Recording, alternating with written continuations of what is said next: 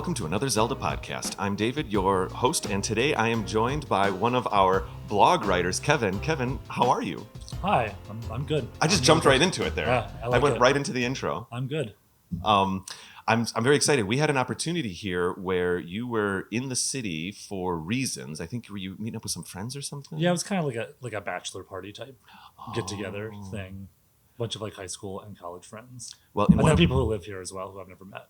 I see. They all seem very nice though. So in one of our production meetings a couple months ago, you mentioned that you'd be in the city, and of course I was like, well, then we got to get together and we got to do an episode because I really love all the things that you're doing over on our blog. I think you have some really wonderful articles, and we came up with frankly, really I asked you and you pitched this idea, and I think it's a wonderful topic today. Could you tell our listeners a little bit about what we are talking about today? It's a little bit of a deep dive, I think. Yeah, it's like a deep dive into, are we calling it like Zelda through the years? Through the years. Yeah. Like thinking back generationally of like what it's like to play a game for 30 years almost, 25. Yes. And just like how you change and how the games change, I think, as you grow up with them. And then I also have like a son who's now experiencing that as well. Like he's also starting to play video games. He's about 6 years old. So I'm noticing like age. Connections between like, what was it like when I started playing these things as opposed to now? And because another thing was when we were playing them, and maybe I can save this for after listener feedback, but I just realized as you were chatting or talking about that is that when we played games as 6-year-olds, we didn't have parents that had been playing for 30 years. Yeah, I have like a lot of thoughts on that. You know, oh great. Well, I hope we can dig into it and explore all that. That's great. But that idea of we're the first, I think, people in the realm of video to be experiencing that. Like people were like, we lived it, and now we have people who are like taking on stuff from us. Yeah. Whereas when we were growing up, it's like my parents were like, I don't know what this is. Right. Yeah. Yeah. Okay. And we'll save that for after the break when we talk about because I have nieces and nephews that are playing Zelda now and stuff like that, and they've been on the show here and there. I think that's a wonderful point. I can't wait to explore that even more. I think, and I also noticed I was looking at our notes, and we'll kind of go through slightly chronologically through all of the different games here and kind of speak to our experiences with them. There's also one other thing I wanted to point out before I jump into listener feedback. One of the things I'm so grateful for with making this show and now having this kind of team of people of 10 or 12 of us or whatever is that my conversations and relationships with each person that's involved in these EP is very different in that, for example, we have a new cast member, Katie Roberts, who's joined the show, and she was introduced to Zelda with Breath of the Wild. You know what I mean? 5, 6, 7 years ago, and that's there's a whole group of people that only know Breath of the Wild and Tears of the Kingdom. She's excited to play older games. There's some people that started with Wind Waker. You know what I mean? Anyways, you and I are very close to the same age, and I think we experienced Zelda in very similar ways in that we kind of played them as we grew up. Yes. Yeah. So I can't wait because I haven't been able to have this conversation with anybody yet, and I think we've had some similar experiences. Yeah, I think for me it's just like the handheld ones are now kind of new to me because I didn't have those systems. Oh, and like now that they're back on the Switch, I can play like those. Yeah. So they'll pop in like different spots of time based on when they came out. I have a few that I skipped and then ended up circling back to. Or like Link's Awakening. Like I knew of it, but I didn't really play it until it came out. Yeah, which is fascinating because Link's Awakening was my first. That's your first one, as I've said. Yeah. All right, let's jump into some listener feedback and then we'll get into this. All right, so here's the first one. We've got 5 of them today. Some of them are a little bit shorter, so that's why we're doing a few more than normal. Over on Instagram, CallyJ88, CALLYJ88, said to us back in May, really enjoying the podcast. It's getting me through my 12-hour weekend shifts at work. Really like the balance of more well-known facts / opinions against more obscure stuff. Just when I think I know everything Zelda related, I always learn something new listening to you guys. Or you remind me of stuff that I had completely forgotten about. Keep up the great work and looking forward to more episodes. Cheers. Yeah, I love that. That is kind of one of the things that our whole goal with Another Zelda podcast is that we're just trying to emulate or just quite frankly duplicate or replicate the experience of friends just talking about a game series they like. And sometimes you get things right, wrong, and all the rest, but it's really just about sharing ideas and sharing information about the games, and I feel like that's what Kelly J88 here is speaking to. So thank you very much, Kelly J. Moving along, this is a review over on Apple Podcasts. I haven't said it in a while, so I'll say it again. One of the greatest ways to help the show is by giving us a review on Apple Podcasts. It very much feeds the algorithm to have us be shared with more people. And over there, Reed's Shell. I think it's Reed's Shell. ReedSchelle says the title of the review is great. And here we go. Oh, this is cute. I love this. All right. I'm 13, and in 2020, I got COVID, and my uncle loaned my family his Wii U. And it came with Breath of the Wild. My siblings and I would fight over who got to play. And then in February 2021, I got long COVID, which basically means COVID never left me, and my immune system's still fighting it. So my parents got me a Nintendo Switch. And once again, only played Zelda. And then when I tried to return to school, I had a lot of free time because I couldn't do my work. So I found this podcast, the LOZ Lorecast and Hello Hyrule. And it has helped my journey with health problems be a lot more tolerable. Well, Reed's Shell, I am so happy that we're able to be there for you. Boy, that's really sweet. The Wii U, long COVID, I heard that can get really, really tough. Yeah, it's like no fun, but at least he's got. Yeah. And then Hello Hyrule, that's a wonderful show as well. And then the Lorecast. I know a little bit less about the Lorecast. Have you? I think I've listened to them on a couple things. Couple things? Yeah, they like deep dive into just a series. Nice. Awesome. Fantastic. We're becoming pretty friendly with Hello Hyrule. We have a lot of behind the scenes interactions with them now. Of their stuff.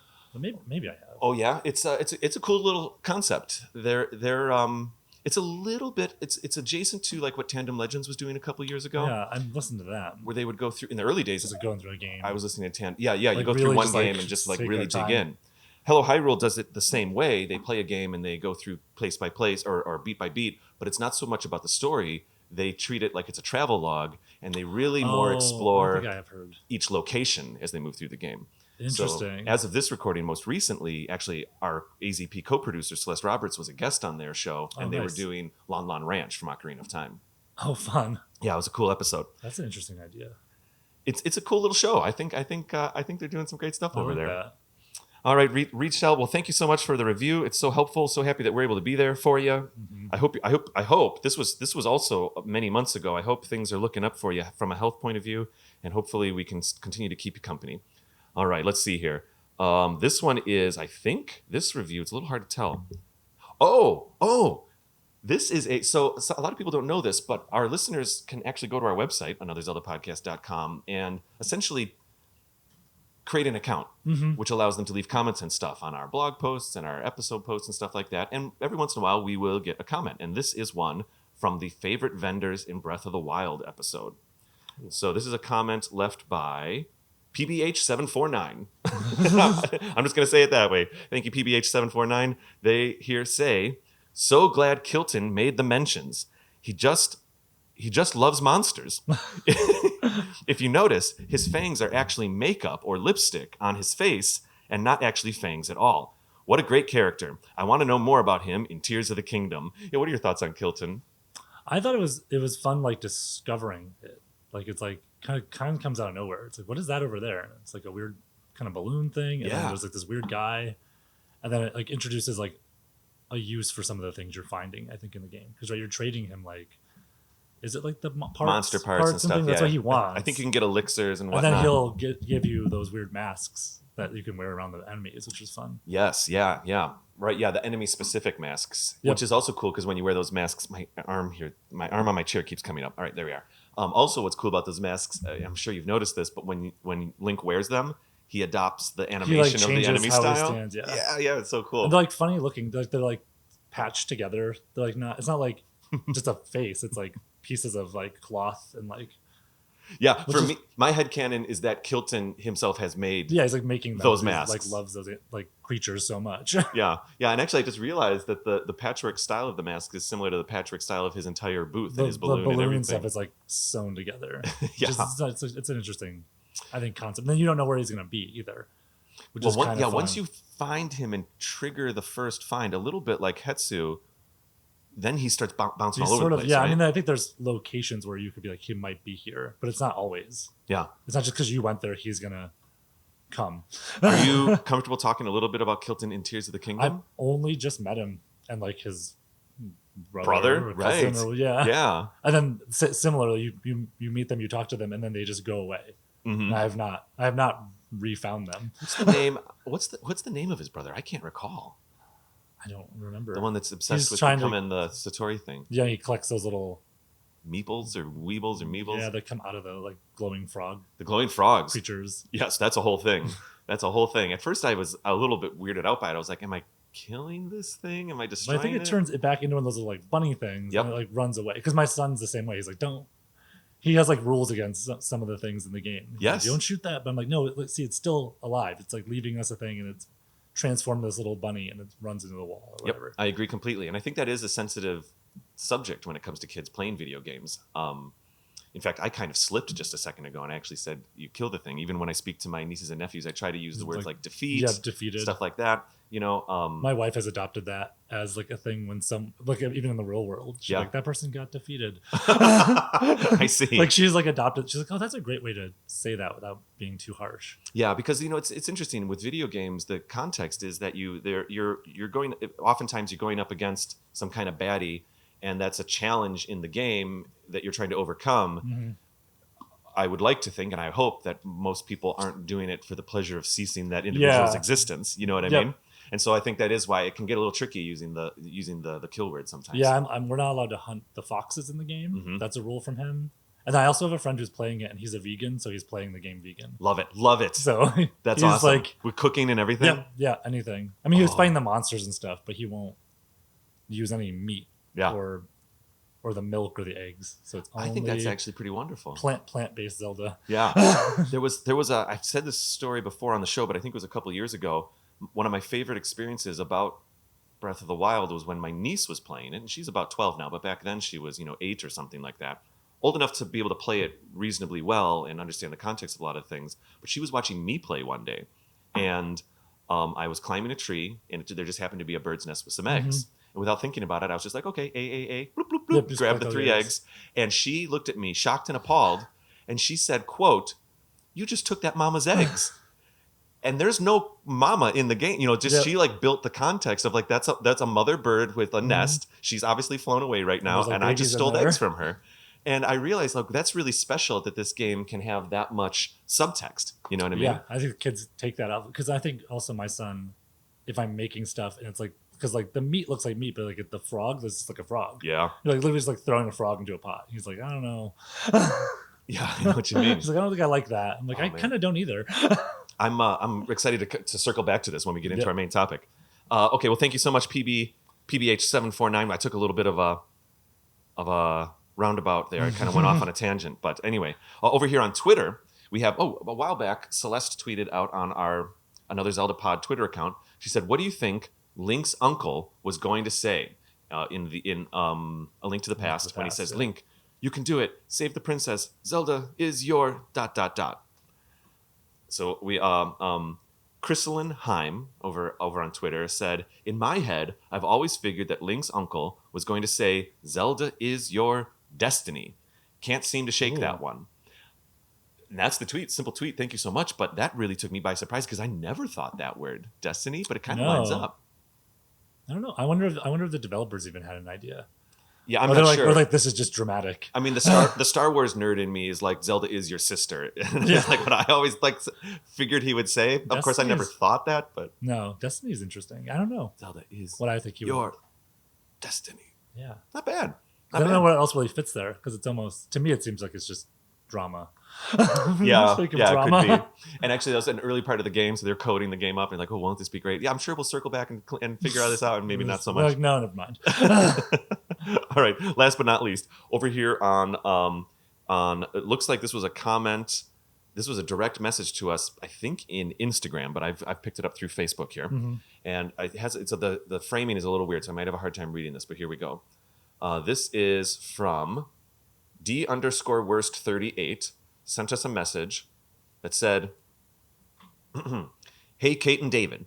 I found AZP a couple months ago, and since then, I've started watching all the episodes from the beginning." Watching, so they must be watching it on YouTube. "I just finished season 2, and hearing your guys' love for Twilight Princess made me go out and play it for the first time myself. It really is a great game." You've also motivated me to play Link's Awakening, so I think that one is next. Thank you guys for such an awesome show, and keep up the amazing work. Now here's where it gets interesting. That was back in June of 2022. Oh, okay. No, June 22nd, pardon me. June 22nd. been waiting a long basically time. a year ago. And then later, months later, in February, we got another DM from D_worst38, and there's a follow-up. It says, "Hey AZP team, I just recently beat Skyward Sword for the first time, and it made me want to make a ranked list of all my favorite Zelda games. So far, my list is," in descending order here it would appear, number 1, Breath of the Wild, then Wind Waker, 3, Link Between Worlds, super underrated game they put here in parentheses, 4, Ocarina of Time, 5, Twilight Princess, 6, Skyward Sword, 7, Link to the Past, 8, Zelda 1, 9, Zelda 2, The Adventure of Link. I'm getting close to my goal of beating every mainline Zelda game, only a handful more to go. It made me think, though, have you guys ever considered doing an episode ranking every single Zelda game, every game that you have played? I know that would probably be a lot for one episode, but I thought it might be a cool idea. Keep up the great work. Love what you guys do. Well, D_worst38, thank you for the follow-up and the other message. I'm so happy I was able to read both of them here. And so Twilight Princess, I know that's a little bit of a divisive game. Some people really like it and some people don't so much. I don't know. For me, it worked, Twilight Princess. I really enjoyed that game. I liked it. I think we'll get more into that when we talk about Yeah, wonderful. when No that problem. game came out, what that was like with that system. So how do you feel? We got Breath of the Wild, Wind Waker, A Link Between Worlds, Ocarina of Time, Twilight Princess. I like this. My favorite thing about this comment is that this commenter, I think we can deduce that they played 3 games while, as of listening to the show. Between sending the first one. Yeah. Twilight Princess, A Link to the Past, and then Skyward Sword. And if this show does anything but inspire people to play more Zelda games, well, then that's a job well done for the show, in my opinion. All right. Are you ready? Oh, Yeah. Maybe I should pull up my notes. I think I'm ready to jump in to our topic. Copy that. Well, let's do this. While I pull up my notes, could you tell me a little bit, Kevin, why you were when we were chatting about what we could talk about? Why were you inspired to have this be something that we could? Oh, be a like topic? why the topic? Yeah, sure. Yeah, I think to give some context, like I grew up with Zelda for most of my childhood and into adulthood, and then I also have a son who's now about 6, and he's kind of also experiencing those video games, and I'm making lots of connections between when I was growing up to now how he's growing up with this game, because there's still games coming out, he's still experiencing them in a different order than I did. But yes, that's an interesting thing. My nieces and nephews are doing that. yep, not so much a reverse order, but it's just he's taking it in a different way, or there's more for him to experience because all the games are available. And I think the age that I'm at, I think a lot about my childhood growing up. I also teach, so I'm surrounded by children all the time. Of course. Yeah. And constantly thinking about, I used to do that, or yeah, I used to play that way too. So I'm always thinking about those things, and so it's always in my mind of what was it like when I did this as a kid, whether for Right. good or bad. I think I'm a couple years older than you, but we basically kind of grew up through the same cultural generations, I think is what I feel. Yeah, I can kind of tell from the stuff you have. Just the nerd stuff I Jurassic have on my Park, desk. Star Wars. Yeah, it's true. When I was looking at your notes, I was like, oh, that game was high school for Kevin, but for me, it was like beginning of college. So Okay, yeah. But may I ask, Kevin, what? I know we're going to kind of go chronological, but could I just start off by asking what your first Zelda game was that you played? I think the first one I owned and played that I owned myself was Ocarina of Time. Okay. So there was I had an NES, but I didn't have a Super Nintendo, and so a lot of my interactions with Zelda was at other people's houses, and it wasn't until I got a Nintendo 64 and Ocarina of Time came out that I owned a game. I tell you what, my story's pretty similar to that. So I remember kind of where we're going to structure this a little bit today, like us playing Zelda in our childhood, us playing as teenagers, us playing as adults. And so if we're kind of in the childhood phase right now, one thing is that, in my notes here, I have, if we're going to speak about the original Legend of Zelda, I did have a Nintendo. We didn't get it for the first couple of years. And for me, it was as you said in your notes, the gold cartridge at the friend's Yeah. house. It was that cool cartridge, but you didn't really Like, know what it definitely was. stood out because it was Yeah. gold. Absolutely. And I remember weirdly, more than my friends playing The Legend of Zelda, my friends' parents would be playing The Legend of Zelda, and I'm sure they were probably 30 or 40 when this game came out. Probably, yeah. I remember specifically being at one of my grade school friends' house. His name was Eric, and my dad came over to pick me up, because I was playing at his house and it was time to go home. And his mom, I don't remember her name anymore. Anyways, my dad and his mom were chatting a little bit, and I think we were probably playing just Mario Brothers or something on the Nintendo. And this is a specific memory. I remember them talking about The Legend of Zelda. And I remember Eric's mom saying like, "Oh my gosh, I can't stop playing it. It's like you're transported into an entire world." I have because back then like the save system was a new thing in video games. And she was saying, "Oh, it's just amazing, blah, blah, blah." And I remember kind of like hearing that thinking like, oh, someday I want to try that. But you're a kid and you're playing Mario and whatever. So we would rent The Legend of Zelda once in a while. I think I've maybe rented it 2 or 3 times over the course of a year or two as in my childhood. We had a local video game store called 4-Star Video. Not video game store, movie rental place. Yeah, we had one too. And this is back when, renting a video game cost $1.50 or something like that back in the 80s. And so a lot of times on a special weekend, my dad would take us there and we'd be able to rent like 3 video games, for $6 or whatever. And so I'd always try to, it was like, oh my gosh, this is going to be a weekend of luxury, right? Get to try 3 new games. And once in a while, I would pick The Legend of Zelda. I'm not making a joke here, and I literally wrote this down. I don't think I ever got more than 5 screens away from the main screen every time I rented and played it. I would die immediately. That's funny. I just wasn't in the right place to be able to play that game at the time. My skills hadn't developed enough or something. And so for me, that was my experience with The Legend of Zelda. So much so that I don't even consider it the first Zelda game I ever played. Because it was like the first Zelda game I ever tasted. Something like that. That's how I don't even have memories of seeing it being played. Oh, wow. I really only have memories of like this gold cartridge with like a sword on it and being like, I wonder what that is. Yeah. But I don't have any memory of someone like putting it in. It's like, oh, I have that. And maybe because they were all the same age as me. Maybe similarly, they probably played it and were like, this is hard. Right. Yeah. Or something about it. Mm-hmm. And we would just play, Mario. I always wanted to love it. I was kind of vaguely aware of the cartoon and the serial, and I've talked about that in blog posts, and I know we'll talk about the cartoon a little bit later in the episode here.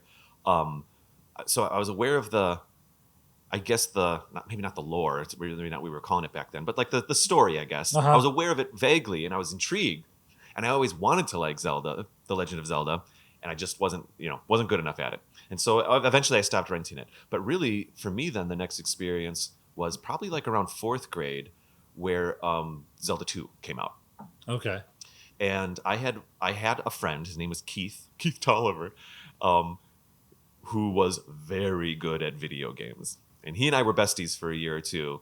And I mean, he was good at that original Turtles game. He was good at video games. I had that game. And so a lot of times I would kind of vicariously play through him. Am I saying that correctly? By just watching him play. Watch. Oh yeah. I do the same thing. And so and then that's when Zelda 2 came out, and there were multiple sleepovers at Keith's place where it would be him playing The Adventure of Link, and he was good at it.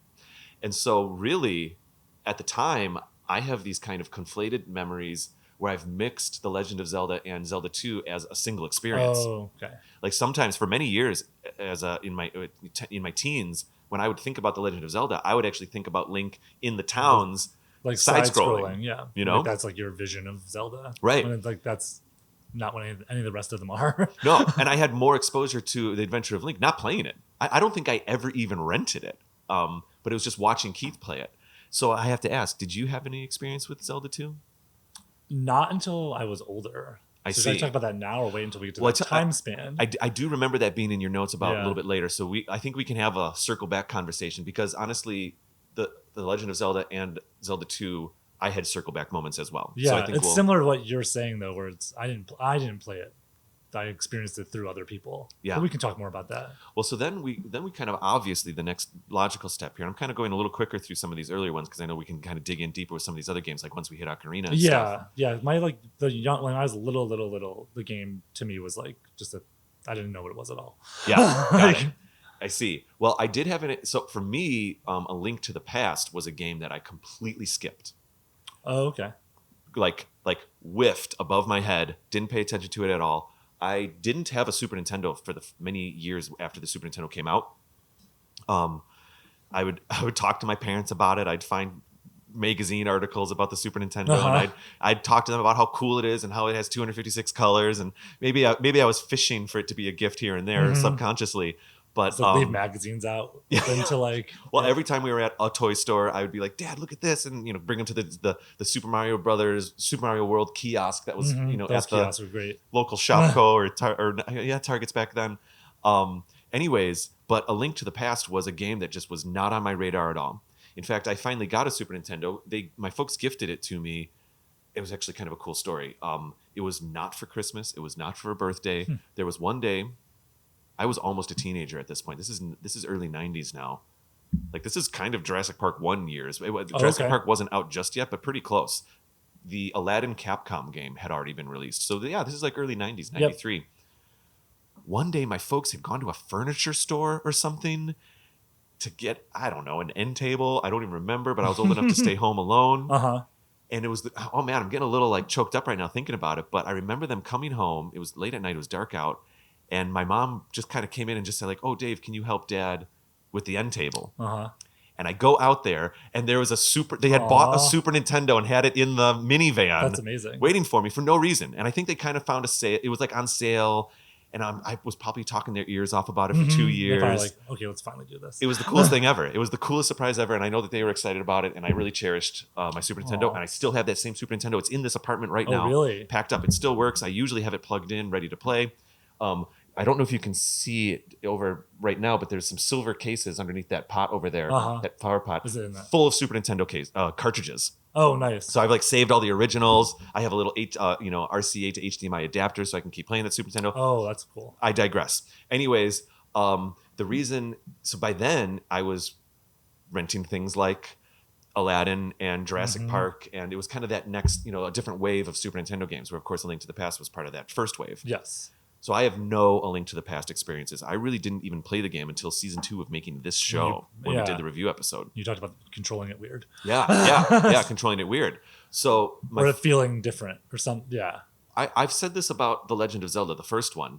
You have to kind of let go and play the game the way it wants to be played. Yes. You can't walk on diagonals. You have to like change your brain a little. Paths, yeah. Exactly. And I think that can also be said for A Link to the Past. You kind of have to play the game the way the game wants to be played. And then it works out really well. Do you have your Link's Awakening was also a circle back moment, I think. Is that right? Because that's really the next game in release order. I also have stuff for A Link to the Past. Link to the Past. Oh, please but share. It's like it's still like kind of growing my like I know what these are now. I feel like Link to the Past was the first one I saw played. Like I didn't own a Super Nintendo. I actually I had an NES and then it broke.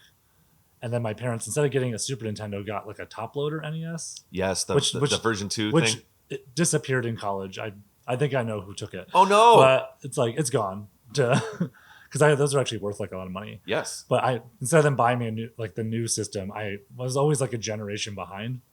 But I had friends who had Super Nintendos, so similar. I would go to their house, and that's when they were playing that game though. Like it wasn't just I have this gold cartridge, but I don't put it in. Yeah. When friends are over, and my memories from that game are kind of funny. It's like I don't remember anyone ever playing.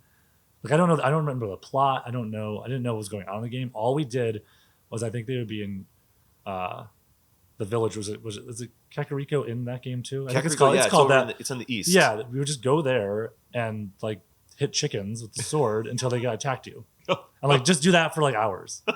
Like look at this game mechanic. We didn't call it that, but it's like look at this thing. You hit the chickens enough times, a bunch of chickens come attack you. And to us, like that was greatest game ever. Like this is amazing. I think it was like that, and like him when you turn into like a bunny. Yep. When you switch to the dark world, like it was like look at this. He's now a bunny, and then we would just walk around as a bunny, and sort of see what else changed. But again, we never playing to progress the story. It was like look at this mechanic. And seemingly, like you'd go back to that person's house over and over, and you would just keep doing that same thing. Yeah, like it wasn't even like a one time. Like look at the chickens attacking you. It'd be like next week, go over to Dan's house. Let's fight the chickens again. Yeah. And like see can you survive this? kind of thing. That is fascinating. Yep, and that's how we played it. Like I don't think I ever saw the end. I have comments about how I've observed my nieces and nephew playing Zelda these days. And I'll save it for when we get to that part of the episode. But the exact experience you just described is very similar to what I observed them doing. Yes. And it's interesting how at a certain age, you're helping me realize right now, this is just kind of off the cuff.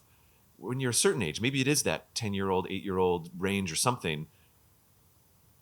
It's not, you're maybe not playing the game of like, okay, what's the next plot point? What's the next beat? You're just kind of going in there and letting the game be the game. Yeah. I think they have more time and things. I think as adults, you're like, I have this hour to play this game. I need to like do something with it. I can't just hit chickens with my sword for the hour. Like I didn't do anything. It's true. That's a good point. I think you're probably right around even older too. I remember being in high school and playing like Wave Race, and we wouldn't even race. We would just find like this one jump and just go off that. Yes. You couldn't even really do that many tricks in that. Right. But I remember me and my friend Tim would seemingly probably for hours would just go off the same like 2 jumps because you could like land in weird spots or like almost mess the game up a little bit. And to us, like that was like the greatest thing ever. Yeah. Look at this thing you can do in this game. I So, also, you can race in this game too. Like, well, I don't want to do that. I think I spent more time in Dolphin Park than anything in Wave Race, where that was that open-ish area Kind that of, wasn't a race, that was just kind of letting you could just ride around. Learn the controls. It was for learning, but most of the time, my sisters and I would just go to that area and just hang out. It was like it wasn't so much let's go race; it was let's go drive a jet ski around, right? Let's just go play. Yeah, exactly. And I do remember also sometimes, we would just kind of forfeit the race. And I'm having a memory right now, man. You're bringing a lot of stuff back into my head here. It was one of the Twilight. That was the plan. Tracks. Well, that's the best thing about these kind of conversations. This is what I love about this show is that it's like, you know what I mean? That's the whole point. That's also why, if I may, I don't want to get kind of preachy here, but that's also why it's so important to me to have these episodes be in person with people. Yes. Because these little moments can happen then, and they happen less when it's like a Zoom call, if I may. Yes. Anyways, I don't want to get us off, but I think I have similar memories with Wave Race. I love it. You're absolutely right. And anyway, so I'd like to get over to Ocarina of Time. However, I personally have to speak a little bit about Link's Awakening, which is the next release order game. We have different times when we experience that game, but I think because I'm speaking about the remake and you're. Yeah, right. Well, I'm so happy original. that remake exists. I really am truly happy that it exists. I think Grezzo and Nintendo knocked it out of the park. I think it's a wonderful remake. I think it keeps the core of the main game, but updates the things that need to be updated. I think it's beautiful. But I didn't have a Game Boy or anything like that, so I didn't. So I'm realizing this as well, and this is going to be a theme as I continue forward. I very rarely ever got a Nintendo system, on day one or whatever, or even year one. Most of the time, I'd acquire a system. I think Nintendo 64 is the only system I ever like pre-ordered and was very excited for. I pre-ordered it at a Toys R Us in a neighboring town. And that one was like a day one kind of thing. And GameCube now, I just realized that was a day one. But anyway, I'm getting off track here. I did not have a Game Boy for years and years and years and years and years as well. And almost around the Nintendo 64 time, I think I even had that Nintendo 64. Maybe it was just a year before. It doesn't really matter. I don't want to get caught in the weeds here. But I remember saving up like lawn mowing money, you know what I mean? I almost called it allowance because it wasn't even really a job, but it was just cash that I was making here and there from odd jobs, mowing lawns and shoveling neighbors, driveways and stuff like that, and saving up money because I really wanted to get a Game Boy. And this is before the Play It Loud series. This is original brick beige Game Boy. So I guess that's the early 90s as well. Anyways, I saved up money and another weird parent memory here that I'm pulling up. I had saved up like my $80 or whatever, which is what the systems were going for at the time. Years in, and my dad brought me to a Shopko, which I don't. Are Shopkos like a national thing, or is that more of a Midwest thing? It must be Midwest. I don't think I've ever seen one. Definitely not like in Western New York where I was growing up at that time. Got it. The Shopkos were very popular here in Wisconsin, or we're in Chicago right now, but basically this area, and they're basically like a Walmart or a Kmart. Okay, yeah. We had like a thing called Hills. Okay, there we go. So anyway, we go to the Shopko. And I'm so excited. I've got my $80 cash in disparate bills, and the shop goes out of stock of the Game Boys, and so I go, okay, well, my logic at the time was, I guess I'll just save up a little more money. But what I'll do right now, and maybe I just really, I'd spent so many months building that cash up that maybe I just didn't want to go home empty-handed. With like nothing. You're like, I came all the way here. Yeah. I have the money. And so I bought We're Back, a Dinosaur Story Game Boy game. Oh, nice. It's like, oh, yeah, this is kind of around 93 because this is kind of Jurassic Park times. Yep. And then the movie. Yeah, We're Back came out just before Jurassic Park. Also, executive produced by Steven Spielberg and blah, blah, blah, blah, blah. So I buy We're Back, a Dinosaur Story Game Boy game. It's the first Game Boy game I ever owned. Just the game. That's like great first. Just the game. And it was kind of a Sonic ripoff, actually. It's kind of a weird little game. Interesting. I don't think I've ever even seen it. Yeah, you're playing as this huge T-Rex, but you're actually like whipping down hills and going through like little loops and stuff. I don't know. Anyways, the whole point is I get the game. My dad's supportive. He's like, okay, if that's what you want to do, go for it. It's all good. He doesn't give me any gruff or anything. We get home. I'm taking too long to tell this story. We get home and my mom must have just been in a particular mood. I don't know if she was in a good mood or a bad mood. Probably good mood. Because I get back and she was like, oh, were you able to get the Game Boy? And I said, no, they were out. No, what was it? Oh, I know what it was. They weren't out of stock. I had my $80, but I didn't have like enough for tax and whatever. Or maybe it was a little more than I thought it was. I still needed $10 or something like that, right? And so I bought the game instead. Spent my $20, $30 on the game. I said, "Oh, well, I didn't quite have enough cash for the Game Boy," and I don't know. She must have just been in a giving mood because she almost demanded. This is why I say, like, I don't know if she was in a good mood or a bad mood. She was like, "What? That's ridiculous, Ron. Take him back. Buy the system. Buy the system." Yeah. You're like, "You're not going to just have a game, David." I said, "No, it's okay. I can save up a little more money." She was like, "No." So we turn right around. We go back to the shop. And my folks bought me the. Man, I have like really good folks bought me system memories. That's like a thing. I've experienced that as a parent, where you're almost excited to get the thing too, and so then when it doesn't, you're like, oh wait, they need more than they have. It's like I'll throw. Yeah. Like my son gets an allowance too, and it's like if he doesn't quite have enough, I'm like, oh, I think we're gonna like this though. So yeah. Or like I'm also gonna enjoy this. Like Lego. Like usually it's with Lego with us. It's like I'll throw extra $10 at it because I'm going to be the one building this. So like a shared experience. Yeah. You're going to play with it. I get to do the building part. So I should put some of my budget into this. You're helping me kind of see that point of view now. Anyways, the whole Game Boy story there is to say that I got the system way late into the cycle. Link's Awakening had been out for years. So a little bit like A Link to the Past, it also kind of whiffed over my head and I wasn't paying any attention. But a few years later, I was starting to get excited about role-playing games. I was playing Chrono Trigger on Super Nintendo. I was renting Chrono Trigger on Super Nintendo. I was playing a little bit of, I think it was called Lufia 2. A little bit of that. I was renting those games for Super Nintendo. And I thought, oh, for Christmas or my birthday or something, I think I'll ask for a role-playing game for my Game Boy. And I did a little bit of research and found out about Final Fantasy Adventure. Yeah, there's like Final Fantasy. There was a few of them there. Maybe a Fire Emblem. But I pivoted and I thought, you know what? I've never really played a Zelda game before, which I really never had. I said, I think I'll ask for that Zelda game that's on Game Boy for my Christmas gift or birthday gift or whatever it was. And long story short, that's what it was. So I got it. So my first Zelda game was A Link to the Past or Link's Awakening as a Game Boy cartridge on the Game Boy that I had saved up to buy a year before or something. It was kind of this really kind of weird patchwork version of being introduced to this game. And I just ate it up. I loved it. I played it that day, and I was just that was like my Game Boy experience was Link's Awakening, and I really really loved it. And that brought me into Ocarina of Time. Yeah, and the Nintendo 64. Yeah, the Nintendo 64, which is like my first kind of owning a Zelda game. For me, I think my transition from we called it junior high back then, but middle school into high school. I think Link's Awakening on Game Boy, playing it super late. Years after it came out, authentically playing it for the first time is what brought me into my high school years. And then the Nintendo 64, I was already a senior when Ocarina of Time came out in high school. And so that was a very focused experience. It was a very, I ordered the Nintendo 64, stood in line, so to speak, to get the Nintendo 64 from the Toys R Us. Day one, got Ocarina of Time, very excited about it. I was old enough to play it in the way opposite of what you and I were kind of talking about earlier, where I was playing for the next story beat. I want to see what's next. With intent, playing with intent. So so I think for both of us, that was, so even though Link's Awakening was my first Zelda game, it kind of happened disparately. Ocarina of Time was my first Zelda game where I was like intentional- Zelda now. Intentional Zelda. Let's Yeah. do it. And I think it was the same for That's you. for me too.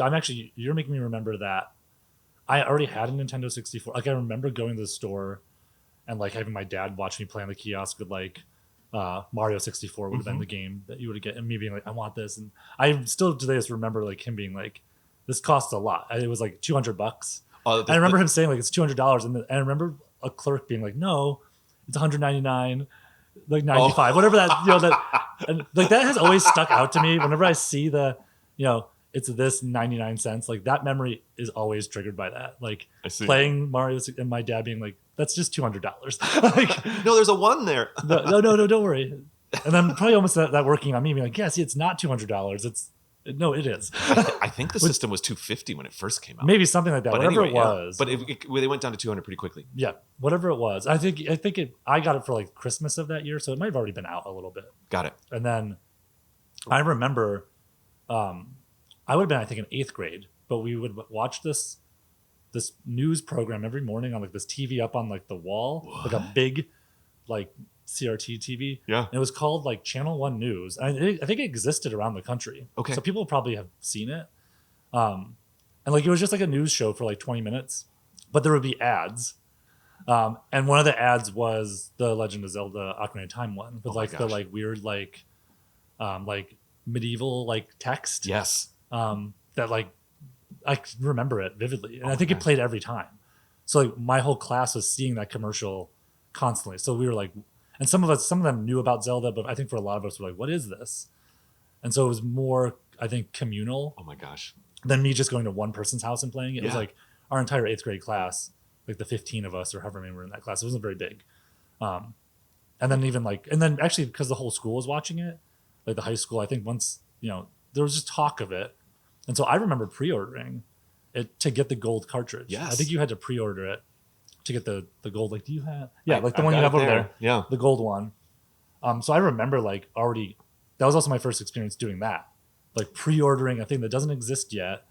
It's like, I own this thing. Like I remember going to the store and doing that and then going back and getting, I think I might have got a t-shirt too. Yeah. Yeah, I think it was that from like KB Toys. I'm realizing that it's not just even playing with intent. We were purchasing with intent. I was purchasing. I was like, I want this. Yeah. Like advertising got me. Yeah, Whatever. sure. But I mean, it's a good game too. But like, I was like, I want this. I think I used my money same way. Like this random wad of like 5s and 1s and 10s. I love it. Yep. I love how money worked back And then. like seemingly, I remember like the counter seeming like really big. Like it just seemed like a big moment. Like everything seemed bigger. Like I'm pre-ordering this thing. Then I remember going back. Like I think maybe they called or something, or like it's out. Because like I don't think I had a concept of like when it was actually going to come out. It's like I'm pre-ordering this and I'll eventually have it. Yeah. I kind of remember. And back then it was kind of that way. I remember you had this the as well. receipt, and I think they would call you, or you would call them, and they're like, "It's in." It's like, oh wow.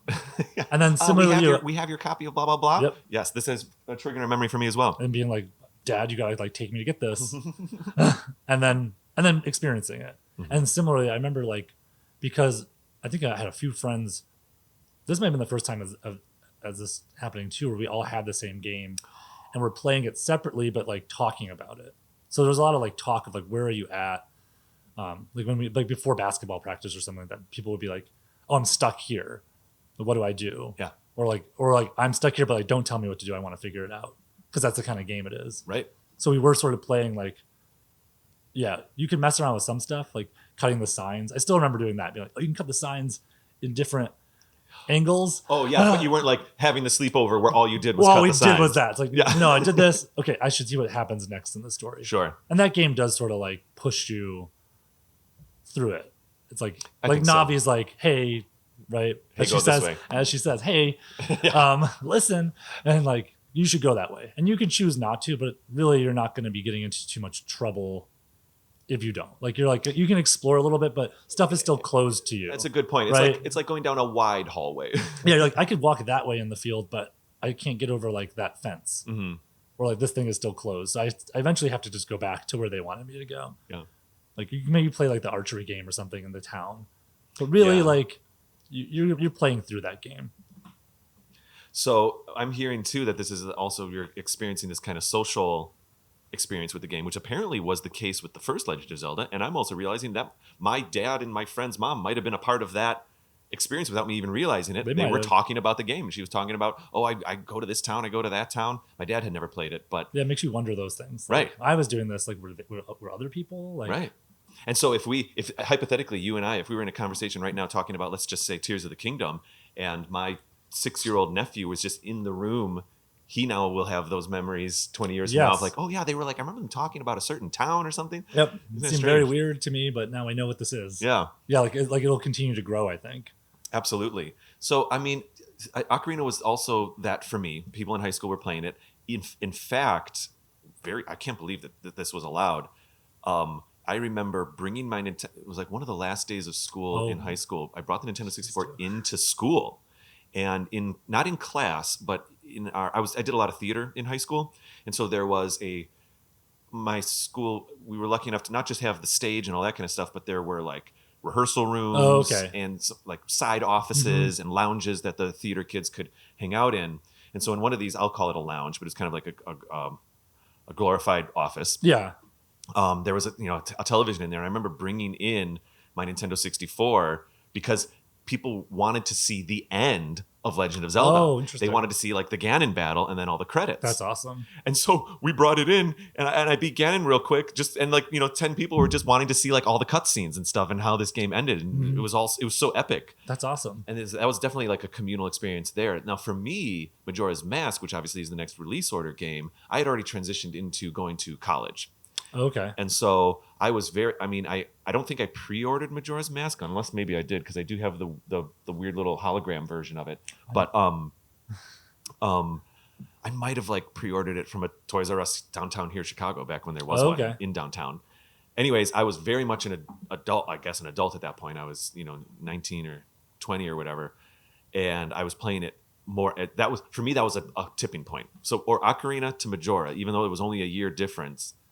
I'm realizing maybe I was only 19. Maybe saying adult is a bit much, but I was starting to live an adult life, not so much a teenage life, right? Mm-hmm. So that was my experience with Majora's Mask. I played it pretty much alone.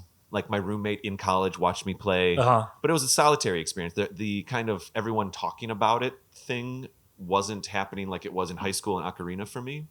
And the internet hadn't developed enough yet. I mean, this was still dial-up days. Yeah, it was dial-up. It was definitely 1.0, definitely just going to websites and reading things. The whole blogs and that didn't really exist. Yeah, the two-way communication wasn't happening yet. What was Majora's Mask like for you? Were you still in high school? I was still in high school, so there was more of. I think still people were like excited for the next one because it also came out so quickly. Yeah. That like there's already another one. Like this is awesome. And I remember. I think did IGN.com, it might have existed at a time, but that website's been around for a long time. IGN.com did exist because and it was back when it was the black and red, like not well designed. Yeah. Like it was like black, like red text on black background. Like what? Who? Okay. This is also around the time where the Nintendo.com website. There was a Nintendo. So, you'd get 4 stories that would load, and that was about it. And you were lucky. You'd watch the images slowly load. And you'd be like, is one of them going to be a Zelda story? Yep, I think that's my memory of that game is like almost finding out about it. It's like mechanics on the internet. Like people like kind of previewing and be like, this game's different. Yeah. Like I feel like I knew like what it was going to be. Kind of like you're going to get these masks. There's a time, there's like people like were like already reporting on that. Yeah. Which to me, like Ocarina of Time, I don't remember that at all. No, there wasn't. At Ocarina of Time, at best, this is fascinating. You're like right. This Nintendo is Power, maybe. This is a turning point in gaming history. And is like what we're talking about right now. Yeah. In journalism. You're absolutely right. Ocarina of Time was you'd go to the toy store or a Target and you'd go to the magazine section and you'd try to find like an Entertainment Expo, or an IGN. Was IGN I don't know if they were a magazine. No, it was always just a website with those guys. Electronic Gaming Monthly. That was one that I'd always check out. EGM. EGM, and there was. I mean, there was always the Nintendo Powers and stuff like that. But really, that's all it was. You'd maybe get an article with maybe 2 screen grabs of Ocarina of Time. And by calling them screen grabs is gracious because really it was just a camera taking a picture of a screen of the TV at Space World or something like that. Like, here's this thing. And you're right. So Majora's Mask was a point where we could start to actually know a little bit more about the game and games before they came out. Before you buy it. Like, you're like, I know what I'm getting into. And Like I remember that. 20 years later, I feel like we might go to break after this, by the way. I feel like it's a good time. Mm-hmm. But now 20 years later, we have YouTube channels reporting on Easter eggs in trailers of like patent documents figuring out the game before it even comes out. And boy, has that really taken off. Whereas it was probably for Majora's Mask, probably one preview by somebody being like, yeah, you put on masks, you change, and you go back in time. And our minds would be blown. We were like, I cannot wait. Yeah, like, oh, this is awesome. I know this much about it. And then I remember playing it similarly, I think, to Ocarina of Time, where I had friends who were also playing it and, talking about like this. It actually is probably harder to talk about that, though, because you could pick things to do in almost a different order. Like, I'm doing this weird side quest thing, and whereas someone else might be going through like the dungeons. The dungeons were roughly sequential, but you're absolutely right. What you could because it was all the side quests. It was hinting at open world stuff, wasn't it? A little bit. You have some choice in like what happens. I also want to note, and I've mentioned this in the show before, but not maybe in this way, that Eiji Aonuma was a dungeon designer for Ocarina of Time, but he was given the producer role or the director role for Majora's Mask, which then also leads into some of the open worldiness from Wind Waker, the open-ish worldiness with Skyward, but of course that brings us into Breath of the Wild, which I'm just setting that trajectory right now. You can see it grow. And I think you can see those seeds starting in Majora's Mask, and it also changes. What I'm trying to circle back to here is when the game can be played. If with Ocarina, it was, you said just a few minutes ago that your friends would be like, oh, I'm stuck at this point. What did you do? Or don't tell me. But when you play Ocarina, you're stuck at that point. Yep. With Majora's Mask, it could be like, well, maybe I go talk to the shopkeeper, or maybe I go follow the postman for a while, and then times a million is what Tears of the Kingdom is now for all of us. Let me go. There are distractions in Majora's Mask. Yeah, but the side quests, like some of them are more important, right? But others, it's like, yeah, you're just following someone. And I think about that too when I think about that game. I think I was still at an age where, like, I just recently I started up on the Switch Majora's Mask so my son could see it. Yeah. And I found like it's harder to play now because, again, like my time is a little more limited. I feel like when I was in high school, a lot of that game is like waiting around. If you want to do the side quest, you're like, right. You're like, okay, that person is going to be here in whatever time through the game, but I have to sit here by these steps. Like, I think it's like that one where the guy is like stealing stuff. Yes. You kind of have to just sit around and wait in that one. And like in high school, I'm like, that's fine. I can sit around and wait. I got nothing else going on. I can literally in this game world sit here for like 15 minutes and just watch Link go through his like idle animations, which I feel like in that game he has more because maybe they also knew. I feel like when they're developing that, they know like people are going to be waiting in this game. They're either going to be waiting. Let's give them a way to speed up time. But I think they still want you to wait a little bit. I think you're onto something there. Or not, and then you miss a thing and you have to go back and wait again. It's like that lesson of waiting. Like, you should have just kept waiting. Then you're like, I'll just go do this and I'll come back and maybe the thief will still be walking his like little path. Sure. And it's like, oh, I missed it. Yep. Crap. Now I have to go back. Yeah, totally. And start it all over again. So I feel, oh man, this is interesting.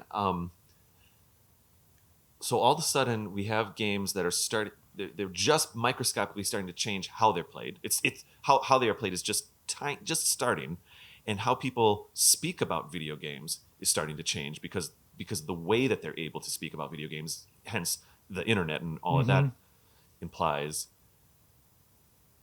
I don't have any of that in my notes. I didn't even think about that, but that's really kind of where some of this started. And I guess that was kind of the early 2000s. Wasn't Majora? No, it was even earlier. Majora might have been 2000. It was around that time. I was in high school from like 98 to 2002. Okay. I graduated high school in 99. So it came out in that span. I'm not sure when, but early 2000s. I think yeah. Anyways, well, let's go to break here. Cool. This has been awesome. And I can't wait to keep talking about all this. And I'll see you on the other side. Sound good? Yep. Cool.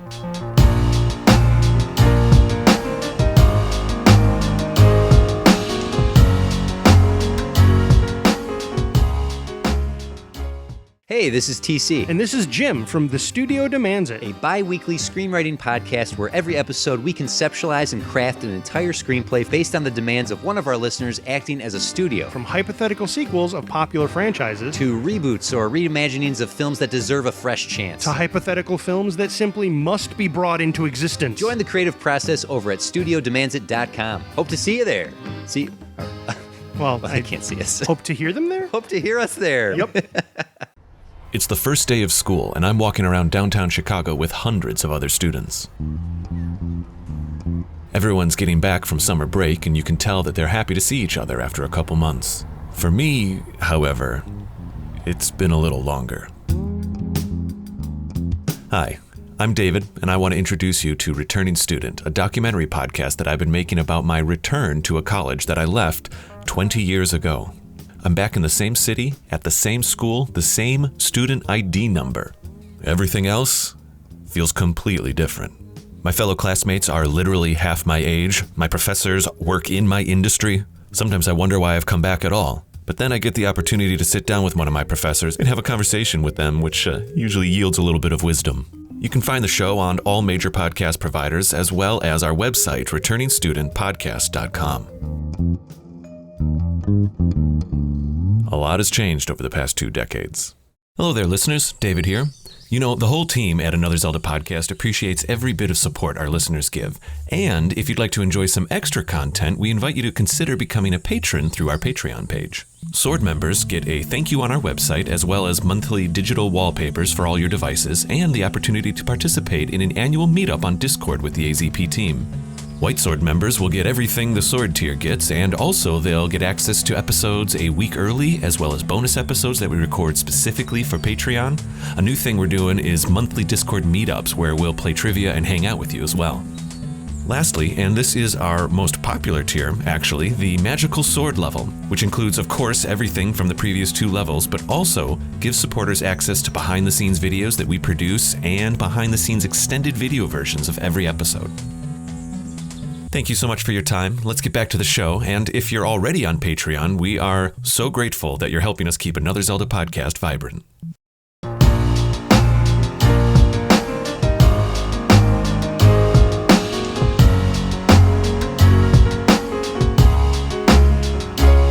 Okay, we are back.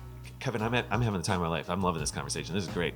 Thank you so much for making time with your trip here in Chicago to get together and record. No problem. This is like always fascinating to me to talk about these kind of things. I love it. And so I think technically Wind Waker might be the next game for us to speak about. But I'd like to just note real quick that for me, before Wind Waker came out, in my later college years, I think by the time I was a junior, the Oracle of Ages and Oracle of Season games came out for Game Boy Color. Okay. And it wasn't one of these day one things, but I remember walking to a Best Buy here in Chicago when I lived here 20 years ago, and choosing Oracle of Ages, and I was excited to play it. And it was kind of hot off of the Ocarina of Majora's Mask, vibes. Mm-hmm. And one thing that was really exciting for me about Oracle of Ages is that all of a sudden, I'll just say Ocarina of Time characters were being realized in Game Boy. So there's Gorons and Zoras and things like that. Yep. And the way the text, because it was a color, those games use a version of the Link's Awakening engine that's kind of souped up. Mm-hmm. But all of a sudden, like the text colors, the things that would be red or blue in the text was exactly the same logic as the things that were red or blue in Majora's Mask and Ocarina. Yep. And so in many ways, I did feel like I was bringing an Ocarina of Time experience onto a handheld experience. Oh, okay. And I was very excited to play that. But that was also a very solitary gaming experience as well for me. I was just playing on my own. How did you know which one to pick? I didn't. I always wonder that with those games. I know. I didn't. And I picked Oracle of Ages first because in general, I often enjoy time travel puzzles. Oh, okay. And I thought, okay, maybe I'll have fun changing something in the past that affects, the future and all of that. In the Seasons one, I've since played Seasons, and I think it's fantastic. You're changing 4 different states essentially, and then the different states allow you to move in different ways. I've never even interacted with them in any way other than seeing video, I guess. Of if there's ever a remake or when they do come out on the Switch, I encourage you to try them out. They're quality. Those might be the next ones I play. Yeah, when they come out. You still have the unfortunate massive hot swapping items because even Yeah. on the Switch, it's still only going to be Yeah, the it's two still buttons. those buttons. So you're they're not constantly fixing that, but that's fine. Yeah, you're in one room and you're pausing 3 times because you have to use That's 5 the items. experience. But that's part of it. Yeah. Anyways, so Oracle of Ages for me was I wasn't part of I didn't have a cultural dialogue about that game either. It was a very solitary experience. And I was just exiting college, and by the time I was out of school by the time Wind Waker came out. So I was then working here. I was working for the Oprah show here in Chicago when Wind Waker came out. And I remember speaking, that one was a little bit, the internet had developed enough that you were kind of now watching videos and things of the games. And I'm sure you had this experience too. Mm-hmm. And I remember my friend, it was, GameCube was coming out. I mentioned at the beginning of this episode that actually when I was living here in Chicago and working for the Oprah show, my cat's being pretty weird right now, but I hope it's not too distracting. He's having his own something. He's just trying to get through any door. Look at this. All the doors, any door he's just scraping at right now. Schrodinger, we're going to not do that? Okay, thank you. We're recording a show. All right. I'll keep this in, but we'll keep moving here. If he scrapes, we'll just push through. Yep. He's literally trying every door in the apartment. I don't know what he thinks he needs to do. Anyways, I remember speaking to a friend about Wind Waker, and at the time, he was like, what's going on? Nintendo's officially announced that via Super Mario Sunshine that they're trying to make Mario a little bit more mature in that they were like actually rendering his clothes and stuff like that. And they're trying to make Zelda more cartoony. What's going on here? But also the reason my friend was able to have that opinion was because that this information was out there on the internet. That opinion already existed. Yeah. I remember those first kind of previews of being like, this is what it looks like. I'd like to ask, I remember like trying to find that original video of that was just like a little demo thing of like a mature looking Link and Ganondorf sword fighting at like the space world. Yes. And I remember that existing like on the internet. And then I remember like the reactions of like, here's the game that looks nothing like that. And people calling it Zelda with the CEL. Absolutely. It's cell shaded. But I remember like not changing my mind about it. I was still, I think, excited. And I think that was what we were talking earlier about, like that reacting and then being like, wait, let's give this a chance. Yeah. And I think the world has sort of given Wind Waker. People are realizing more and more like there's a reason why they picked that art style. It wasn't just like they threw a dart at a board and said, oh, let's make it look like that. Right. I think they knew if this looks this way, it'll be playable for a long time. Well, I agree with you completely. The two main features that I've heard about Wind Waker is that they didn't. The GameCube was a strong system. Yeah. But if they were going to render miles of ocean, instead of making it look photoreal, you can basically, I mean, there's plenty of times where that ocean really is just a big block of blue. It's blue. Yeah. Yeah. And it's easy to render that kind of stuff. And then secondly, Miyamoto has said in interviews that he was very excited about the new facial animation and awareness system that they had created. Yeah, because he can sort of look at things. He notices things and looks at things. You're absolutely right. And so then Miyamoto allegedly was kind of like, well, let's just make his face really big so that people can see this cool thing we made. And of course, that technology's continued through Twilight and into even to the Kingdom Link things, does it. Yeah, and that's much more. You see his eyes going towards things and saying like, "Oh, I should be looking over there too with the camera." You're absolutely right. Yep. So, from a gaming through the years experience, what was Wind Waker like for you? This was another one. I owned a GameCube, but I never owned Wind Waker. I only played it vicariously through other people who had it at their houses. Wow. So I either borrowed it. So I remember like playing it. I don't remember. I feel like I was older and had moved to Pittsburgh and was living with people when I actually like played it fully through. Because like I still had the GameCube and someone had the game. So it sort of came together. But I never purchased it. Right. So I owned Ocarina of Time and Majora's Mask. And I had a GameCube, but I just never, for some reason, there's some of these games that were on that I just never bought. Yeah. I mean, games were expensive. And so I think I had like, because I didn't have Mario Sunshine either. I see. Like I had stranger games on the GameCube. Yeah. I had like the Rogue Squadron game. But I think that's when I started finding, like they had the Resident Evil remakes. Mm-hmm. Those are very good. Like that weird Killer 7 game. Yes. Like by Suda51. Like that was all part of the Capcom 5. Remember that? Yeah, I remember that, like being excited for that, and then just sort of the Nintendo stuff kind of went off to the side. Interesting. Yeah. Like I didn't get Pikmin. I didn't have Smash Brothers.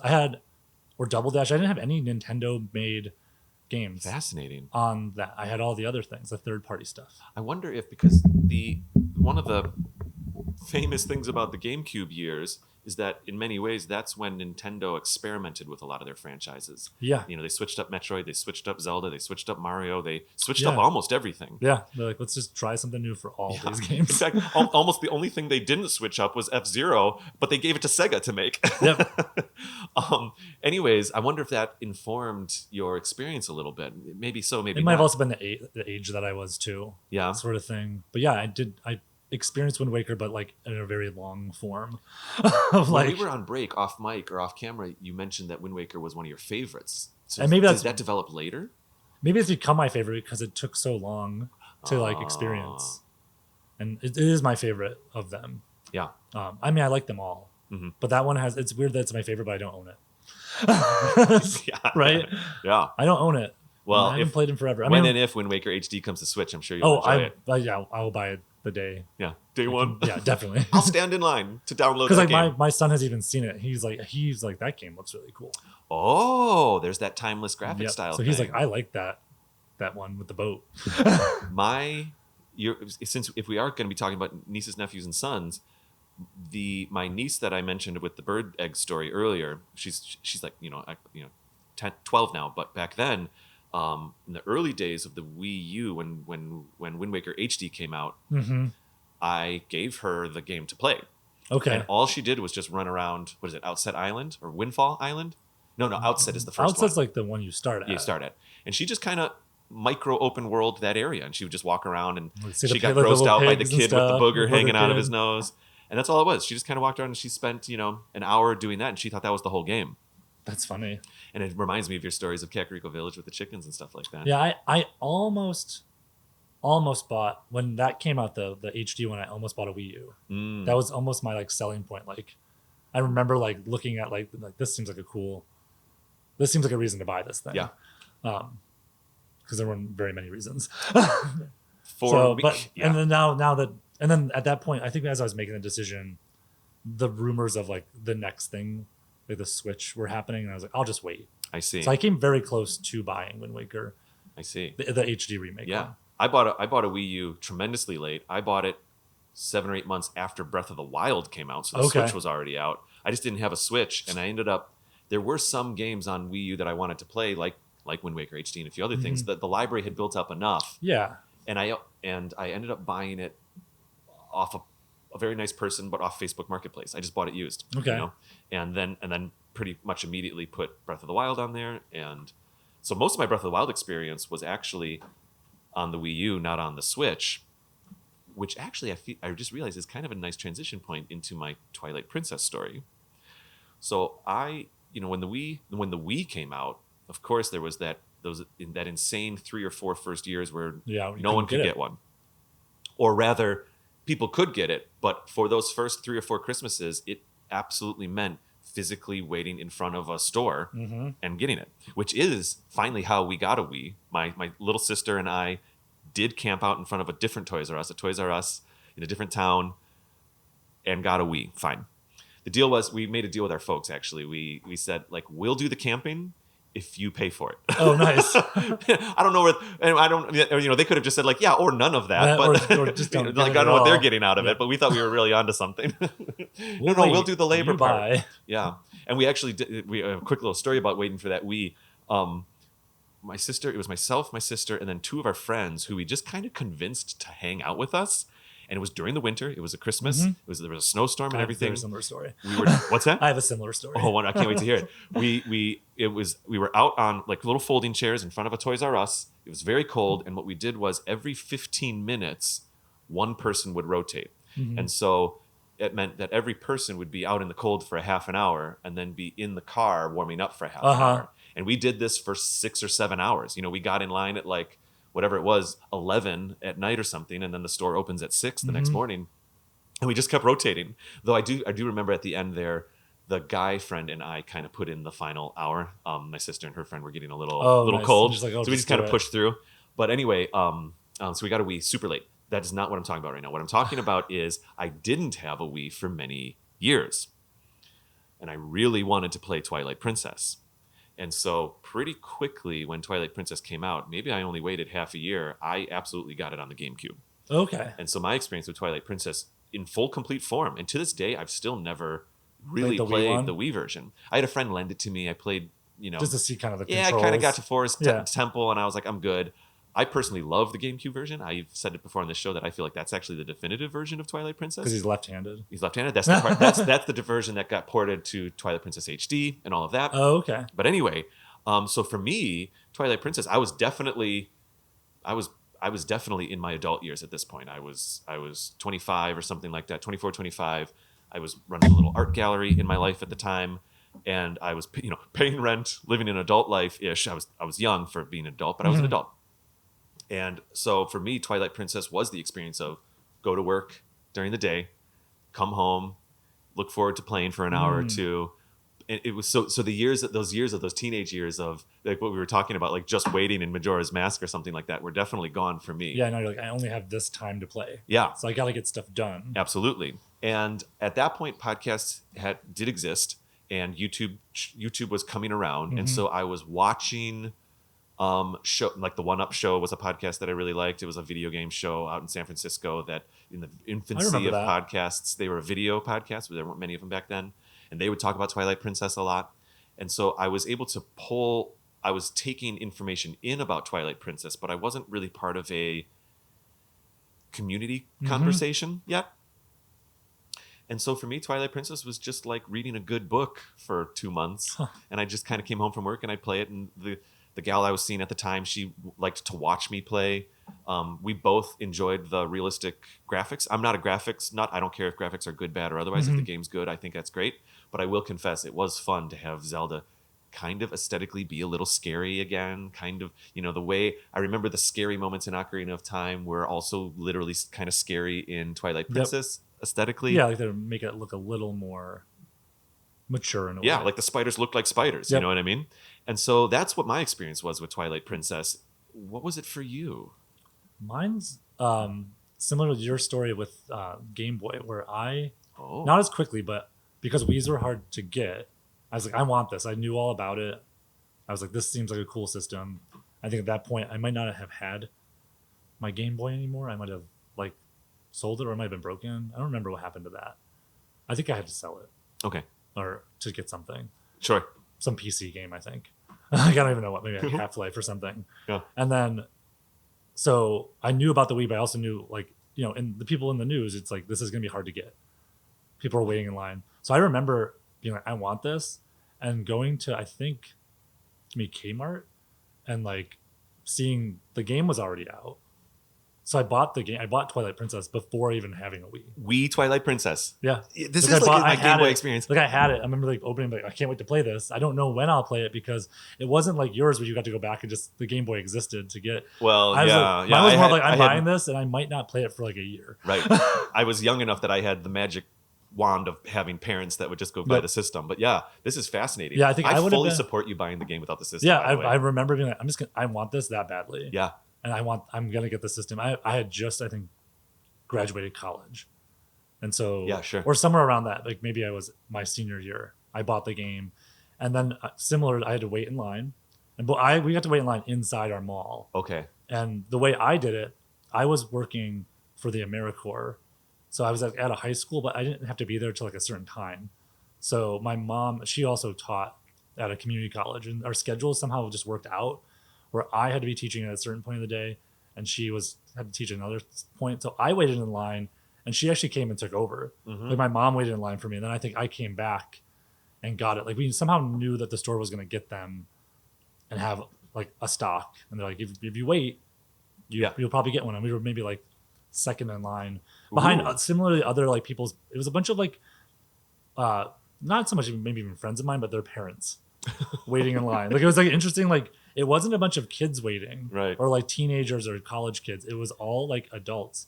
So I think my mom actually enjoyed it because she knew, like people in line, she knew. They weren't like strangers. It was like, oh, I'll just talk to this person for like 2 hours. I can about what they're up to. I can add to that real quick. When we were waiting at our Toys R Us, there was a married couple right I guess, behind us, like one slot behind us in the line. And we were chatting, getting to know each other, spending hours. And their story was that they were in line waiting. They were adults, not kids, waiting in line because their kid had asked for the Wii for Christmas. Okay, and they had to get it. And it was like, we can't not. So we're going to wait in line. And so I think there was a lot of like parents, because it was the hot item for years to get for the family. Yep. And I think that's why it's parents in line. You know what Yeah, I I mean? think a lot of people probably have that similar story. Yeah. But yeah, I remember me and my mom switching spots because of the way our kind of work schedule was like when we had to teach So classes. who was the one that actually walked into the store? I think we both were there for that part. I see. So we both got it. And I already had a game for it, which Yeah. was great. Like I got to bring it home. Like, I have this game that I've been waiting to play. I probably only waited maybe a month. Oh, that's I not feel like too I bad. bought the game in like maybe November. Like it was like, this could maybe be a birthday present Yeah. type of thing. And then I got the Wii more towards like Christmas. So That would line up, I think. Yeah. yeah. So I had it for like a month of this game just sort of sitting that I couldn't do anything with. And then I actually had a pretty good shared experience though, because I was the only person in my friend group who had a Wii. So I remember like bringing my Wii to like their apartment to play Twilight Princess. Yeah, of course. And they were all pretty big Zelda fans, so we kind of played it together. Mhm. I would then take it home and progress through it, but I did play it with. People watching. Yep. Which I think that is something that's cool about almost all Zelda games is that they are audience compatible. You know what I mean? Yeah. There's plenty of times where my sisters just wanted to watch me play, or I'm happy to watch someone play. I don't know why it is. I think if I may, I think the experience is that even though it's a single player game, all of them or whatever, give or take, the storytelling and like the macro puzzle solving can still be a community experience. I think that's why you can have the person sitting next to you saying like, well, wait, what about that thing over there? And even if one person's got their hands on the wheel, so to speak, They can then go do that. it kind of can be a community thing sometimes. Yep. And then I think just with it being on the Wii, there was still also that gimmick of like we would do the fishing a lot, and that's a way for people to like experience. Like I remember my one friend, the first time he like hooked a fish, like almost like smacking the back of the wall, I think, like with the Wii remote, because he didn't know how to react to this thing that he had never done in a video game before, like where you're actually like pulling back. Yep. And he's like, I think he actually fished too, so he's like, you have to do it really hard. Oh, like actually, you just set that hook. Actually, you just have to go like that. And A little tap. it's the same. It's same input. Yeah. And Yeah. it doesn't need to be. You just got to spike that accelerometer. Yeah, I feel like when you would start, you'd swing the sword more and more, but then as you play, you're like, I'm just doing flicking. this. I'm just doing this. Yeah, it's true. The aiming and stuff with the arrows was cool. I like that. I mean, I feel like they used the controls well in that game. It wasn't too much. Yeah, I feel like it was adapted well. That kind of brings us to Skyward Sword, but in between, I do want to bring up some of the handhelds. For me, after Twilight Princess, just a year or two after, I did not. The Minish Cap came out, and I didn't play it right away when it came out or anything like that. In fact, I didn't even pick it up until Phantom Hourglass was announced Oh, okay. for the DS, and I ended up finding Minish Cap just at a used video game store. Bought it and played it on my DS with the Game Boy slot. You know what I mean? So you And could fit the cartridge in. Yeah, and so I played all of Minish Cap up on that upper screen of like my DS Lite or whatever it was, and I loved it. I loved Minish Cap, and that was my experience there. Kind of for one summer, I'd dip in every couple days and continue to play Minish Cap, and then that led to. By that time, I had moved to Milwaukee, Wisconsin, which I spent almost 10 years in Milwaukee. I had a job at SC Johnson, which super weird detail. My boss at SCJ was brothers with Kate's now husband. Oh, interesting. That was this wacky kind of like thread connections. there. Yeah. Anyways, so I was living in Milwaukee when Skyward Sword came out, and I remember being excited about the concept of. I remember I had not experienced the motion controls for Twilight Princess because I had it on GameCube. Mm-hmm. I was pro Wii. I was pro motion controls. I was pro trying things out and letting companies explore how it could or couldn't work. And when motion controls worked well in some of those Wii games, I loved it. Yep. So I wasn't against motion controls, and I was theoretically excited about a Zelda game that was built from the ground up with motion controls. However, maybe I was just too busy at work. This is there's a little bit of a gradient here that I'm realizing we're discussing too busy in here. life, and you Yeah, can't life enjoy comes Zelda in. as much as you want. That's it, exactly. Well, actually, to that point, yeah.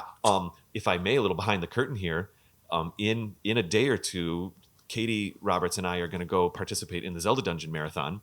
And while we were discussing with Allie and Andy of the Zelda Cast about what our topic would be, Andy was like, let's do a Tears of the Kingdom spoiler cast.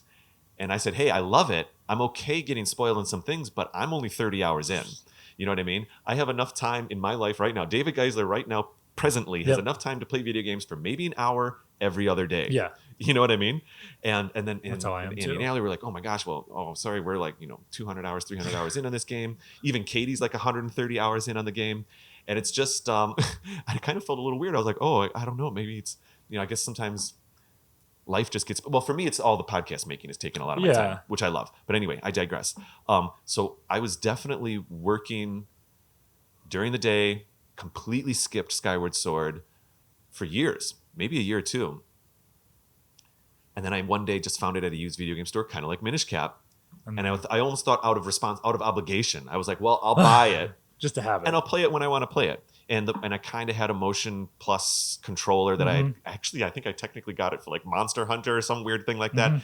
And so then I started picking up Skyward Sword and I played it super slowly on my own, not really conversing with anyone about it. And I'm realizing also a trend here, a gradient, is that as I continue to play, even though the internet was becoming more communicative in nature, these experiences are starting to become more of a solo experience for me. Yep.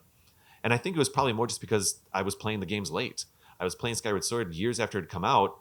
Nobody was YouTubing about it. Nobody was, you know what I mean? Missed whenever that bubble happened. Yeah, exactly. So what was Skyward Sword like for you? I think mine's kind of similar. I remember being excited, like this is going to be a Zelda for the Wii. So I had owned the Wii. I had lots of games for it. And I kind of knew about what it was going to be like. That's like, it's going to look this way. It looked really cool. The controls seem to work. Yeah. I know there's still some stuff where, like I remember them showing it it was at E3 maybe, where it didn't really work. Malfunction. Yeah. But I don't know. I'm like a Nintendo person. I'm like, that's like a one-off. I bet you they'll still make this sort of work. And it did, kind of. But it's weird though. I remember getting it and playing it. I think it was more me on my own playing it. Okay. And not really sharing it in person with anybody. And I actually never ended up beating it.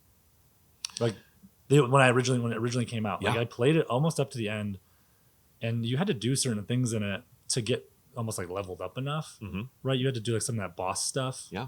And it was just like hard to do with those controls. I agree completely. That's where I stopped. Yep. I got to the last boss, like not Demise, but like Girahim before that, and couldn't beat him because like I did my like something, and well, like, to me, and I kind of just was like, I don't have enough time to spend getting strong enough to see the end of this game. So I think I saw the end maybe just on YouTube. Right. And now we're also talking about, if we're talking about gaming through the generations, like now there is this point where people sometimes just YouTube cutscenes of games. And you just watch it. And you just watch it. You get the end. And I've done that because I only had these Nintendo systems. So there's some things that maybe exist on PlayStation or Xbox. And I'm like, I'll just kind of watch this. I've had that experience too. Now I have my friend gave me a PlayStation 4, so I can experience some of those like big narrative driven games. Yeah. But a lot of them I'm like, I kind of know what's going to happen. I still want to play it. Right. But some of them I know the ending. Like it's because it's so late in it that it's just, if you watch things, people are like, the game's been out for 10 years. I'm going to say how it is. Right. It's true. Yeah. I'm not going to not do it. I think for me, I had a bit of a turning point, unless you still have some things you'd like to say about Skyward Sword. I mean, I think I'll come back to it when we get to more adult, because I did eventually beat it. Okay. But it's not when it was on the Wii. If this timeline works for you, I think I'm going into Breath of the Wild here next for me. Yeah, we can switch into the Switch. Yeah. Well, but for you, it's not. Yeah. No, it wasn't. Yeah, you're right. So for me, I was making podcasts at the time. I was making an art gallery podcast and a technology podcast. And I remember the technology podcast, it was called like Technophiles Podcast. We did a spin-off show with a different cast called, I think it was called the Technophiles Games Cast. It was supposed to feel like a spin-off. Yeah. And so they just talked about video games. And sometimes I wasn't a host on that show, but I produced it. So sometimes I'd come on as a guest host or a guest. And basically I've always been a Zelda fan to a certain degree in my life. Not to the level of which I am now in these past 5 years because of making this show. I mean, look at where I live right now. Like this was not the case. Zelda socks. 15 years ago. Yeah, Zelda socks, Zelda wallets, Zelda everything. Zelda wallpapers on the phone. Zelda. Okay. Anyways, but I guess as I've said this before, like I think around those times, if someone asked me what's your favorite video game series, Zelda was up there, and if not my favorite. This is even kind of in those Wii days. Skyward Sword for me was not as exciting to play as for me Twilight Princess was. I really enjoyed Twilight Princess. And Skyward Sword left a little something to be desired for me. I also didn't finish it, almost at the Girahim fight, just like you. I wonder if a lot of people experience that. I didn't actually finish Skyward Sword until playing the HD version when we did our Skyward Sword review episode, is when I actually finally got through all the demise stuff. Anyways, but for me then, if we're kind of, not only are we exploring how these games were evolving and changing and how we experience them, but we're also kind of laterally or in parallel exploring how culture was changing and talking about when something is out for this long, it goes through these cycles. Yeah. And so now I realize that I was at a point where I was able to, maybe I wasn't speaking about Skyward Sword, but through these podcasts, I was able to start having a voice and being part of a conversation about whatever the next Zelda would be. This predates AZP.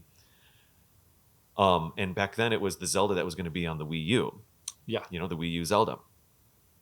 And I remember reading articles about the first dungeon is going to be as large as all of Ocarina of Time. And of course, translated now, that's the Great Plateau, which is bigger than all of Ocarina of Time. It's crazy to think about. It's just, when you're younger, things do seem bigger. Yeah. But yeah, it just was like flying over that in Tears of the Kingdom and being like, that's how big Ocarina of Time was. I know. It seems so much bigger. And also when you think about Ocarina of Time, how much time you spend really just kind of running from the castle to the mountain to the Zora area, which is just that little corner. But anyways. So for me, that started to change. And that, I think, for me, is the beginning of my story about playing Zelda the way I experience Zelda now and have experienced for the past 5 or 6 years, where I did start becoming part of not becoming, but engaging in the larger conversation. I felt like, for me, Zelda, as much as I enjoyed Twilight Princess and enjoyed Skyward Sword to a degree, it was getting a little rinse and repeat for me, those games. And I was excited about having the format get mixed up a little bit. And I was excited about it possibly being open world as we were starting to hear these things about Breath of the Wild. And I didn't have a Wii U or anything. I figured, actually, I used to joke on the Technophiles Gamescast. I used to say, like, yeah, I'll get a Wii someday. I'll get a Wii, or a Wii U someday. I'll get a Wii U someday. When the Zelda game comes out, I'll get a Wii U. And I'm realizing right now that that's actually what I did. Yeah. When Breath of the Wild came out, I got it on the Wii U. The way I got Twilight Princess. So both Breath of the Wild and Twilight Princess, I played on their quote unquote original system. Yep. Not the new one. Even though they were sort of the end of that era. For that system. Both of them were part of that thing. So would you like where would you like to go with this? At this point, I think we're kind of entering an area that you're interested in exploring, as far as like us gaming fully as adults in adult lives. I think, and then sharing that with a younger generation. When I started playing Breath of the Wild, my nieces and nephews would watch and did want to start to play. You know what I mean? So me coming into Breath of the Wild is actually when, like, my son was born. Okay. And like just a couple months later, like miraculously got a Switch day one. Like walked into a Best Buy maybe. And it was sitting there. Yep. I remember my wife driving me around and like him in his little back seat. And we were kind of going like down. I think we checked Target. And I was like, well, I'll go into Best Buy. We'll just see what happens. And I was like, do you guys have any? And the guy was like, yeah, I got one. I was like, oh, is it? But it's probably reserved. He was like, yeah, for you. And I was like, cool. That's I great. got it. I remember coming back. I'm like, I got this, and I immediately went home and downloaded Breath of the Wild. Like I was getting it for that. I'm like, I want this. It's a new Nintendo system. I also had skipped the Wii U, so I was kind of excited. I actually hadn't played video games for a while, and like this is coming back into it. Yep. And I was like, and I do like that they mixed it up. It was like my life was getting mixed up because I now have a child. That's a big transition. And it's like, and Nintendo's kind of messing with their stuff and making like this amazing game. And so I experienced the Breath of the Wild like during nap times and stuff like that. And having it be a handheld is great. You have like this little baby, maybe the size of cat here, like in your arms sleeping, and you're playing Zelda. Yeah, playing Zelda. So like that was my like that. So that has big memories for me. Like, yeah, I see. And then realizing, I think like, oh wait, this kid's gonna get to experience this stuff. Yeah. And I played that game long enough that I was probably still playing it when he was 2. Right. And so he was like, what is that? Old enough to kind of see what's going He's on. like, this is a thing. I know what Zelda is. And then the Switch has been good too because it puts more of them on there. So he's been able to experience a lot. There's just on that one system. There are a fair amount I of don't Zelda have to games now. I don't really have to go too far to find them. So that's where Breath of the Wild comes in. And then him getting older, I think the next one, maybe it was Skyward Sword. That's when I finally got to beat it. Skyward Sword HD came out, and he was now, I think, maybe 4. Right. And he was excited, and I was excited too because I'm like, I want to go back in this game and play it with you. Yeah. And like, let's go through it, and let's beat it. So we actually like him getting to see the ending was me also the first time beating it. Oh, and coming back to it. And I remember him even getting to try the controls, but there was something about that, like getting to play a game with him. And I'm like, whoa, this is, again, if we go back into our memories, I don't have that memory. Like, right. Because my parents, they're like, here's the video game, here's the system, but you play it. It's for kids. And maybe they'd watch a little, but it was really, maybe you had a similar experience. My memories are, it was really us trying to explain to, yes. Oh, this is what I did today. Oh, it was so cool because I went to this dungeon or this whatever. And they're like, oh, that's great. Like that, like those words don't exist to them. They're like, I don't know what that is.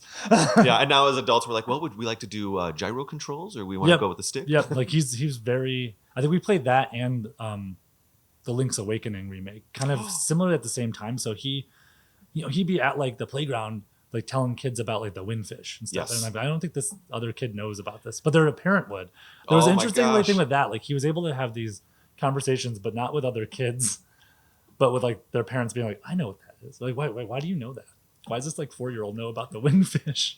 Because the 4-year-old has a dad who knows about the windfish. But I played it. He's experienced it. And it's just cool. I don't like. It's hard to put words to it. It's like just cool. Yeah. To see, like, it's cool to experience these things with him, and like, Zelda seems like a perfect kind of game for that. I think it is because it has so much history.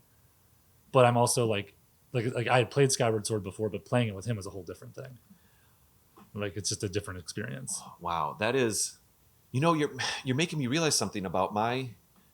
I'll speak specifically about my nephew right now. He's 7 years old, 6 years old, and he's the same age as your son, isn't he? Mm-hmm. Yeah, my son's like 6.5. Yeah, 6.5. And my nephew is actively playing. Did start, a year or two, started picking up Breath of the Wild and was playing it and is playing Tears of the Kingdom right now, but playing in quotes because I'll get to that in a second. A little bit like my niece on Outset Island with Wind Waker. Sometimes just like really playing. Yeah. My niece to this day, well, she's a little older now, but a few years ago, she would play Breath of the Wild and she would just go to Laurelin Village and just walk around. And she would say, this is my house. She would play Dollhouse, but in the game. Yep. You know what I mean? I love it. And absolutely no, story beats being accomplished or anything. And I actually think that that's wonderful. Okay. So anyway, one thing I'm realizing though is like, Shane is has a daughter who's starting to get introduced to games, and there's this experience. I don't have any children, and it's pretty likely that I probably won't. I think kids are great and everything, and I love being around them, and I love whenever I have an opportunity. You actually are a teacher. I had a couple of years where I was able to be an art teacher at a school in Milwaukee, and I just loved it. Oh, fun. Yeah, it was very cool. Anytime I get to interface with kids, I actually really, really enjoy it. Anyways, with all that said, jealous is not the right word, but I'm realizing that you have something really special. Because with my nephew, okay, fine, he's playing, but I see him once a month. Okay. So we're kind of checking in with each other. Yeah. Oh, you got to that area, I got to this area. Maybe we play together. I watch him play for an hour or two in a car ride or something, and that's all very special. But truly experiencing a game with new eyes with a kid, that's got to be amazing. It's super interesting. I mean, sometimes it's frustrating too, though. Where like he especially when he was a little bit younger and he couldn't quite control things. And so you have to sit there and kind of like, you're gonna walk off the like actually just the other day he like launched himself up in Tears of the Kingdom. He still doesn't quite know how to get the paraglider out and put it back. Like he still has to sort of look at the buttons. He doesn't have that. And I actually never know where they are on the controller. I'm like, push the one at the top. Yeah. Like I don't know if it's X or Y. I can never know if it's X or Y. Like which one is where on that controller. My brain just like, nope, that's not something you're gonna. Well, half the time remember we're holding them sideways for Mario Kart, and so then it all changes anyway. And he just boom. like just died. Yeah. And to him, he's like, oh no. I'm like, well, it comes back. It's not that big of a deal, but still. Yeah. Yeah, I had to. That was one thing that was. Maybe you experienced this with my nephew. We had to spend maybe a half an hour. He didn't realize this was what was happening, but we had to spend about a half an hour kind of teaching him how to manage his emotions when he does die, Yep. or you know what I mean. Or And get that it defeated. is about when he's defeated, when he perishes. That it'll come back and it's okay. And if the same monster defeats Link 2 or 3 times in a row, it's all right. Maybe you can make another choice, and it's not failure or anything like that. And that was a whole journey, only a few months ago, honestly, because Tears of the Kingdom doesn't start off easy. No, it doesn't. And so we are playing that. We did play. Nintendo's been good too. We were talking about how they have access to the games. Like we also played Minish Cap together. Ooh. So and it is fun to say like we're playing this together. And so I almost sometimes feel bad. What does that mean? Does that mean he's co-piloting and just kind of, or he's kind of watching, like how you're saying that Zelda is a good game to sort of watch. Yeah. And it's funny too because I will sometimes, if I have time, we'll keep playing it and he'll be like, wait, what happened though? How did you get to here? And I'm like, oh, I have to explain to you. Oh, what sorry, went I did on. an hour without you. Yeah, because it's still like times where he's into it, but he doesn't kind of mind if I play when he's not watching. Yes, Now, sure. He'll want to know. Like with Tears of the Kingdom, he's like, oh, what did you do? Yeah. I'm like, oh, I did this and this. Can I see that? And we have to go back. Oh. He's like, that sounds cool. Can we like find that again? I'm like, I don't even know where that Last was. time on Tears of the Kingdom. Yeah, like I've probably put a lot of hours into Tears of the Kingdom, but actually progressed in no way because of my son. Like we spent, once we got down to the ground and you could do the building. Yeah. That's just like he loves Legos, and that's I think a similar. Yeah. Like I can tell his mind is working the same way when he looks at all those pieces. Mm-hmm. He's like, oh, we should build whatever. Put that there, and it'll actually solve some things.